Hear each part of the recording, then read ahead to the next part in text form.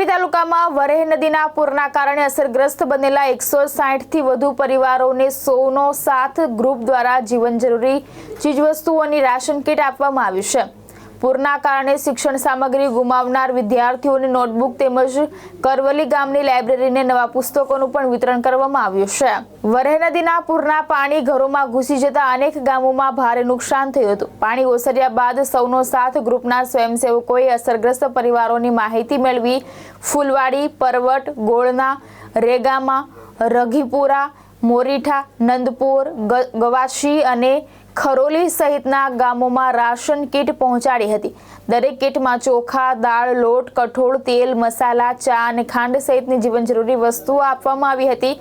Spark charitable trust તાપીના સહયોગથી પૂર અસરગ્રસ્ત વિદ્યાર્થીઓને નોટબુક તથા કરવલી લાઇબ્રેરીને નવા પુસ્તકો પણ અપાયા હતા। કલમકુઈ ગામના લોકોએ ઘરે ઘરેથી 500 કિલોગ્રામ અનાજ અને ફાળો એકત્ર કર્યો હતો।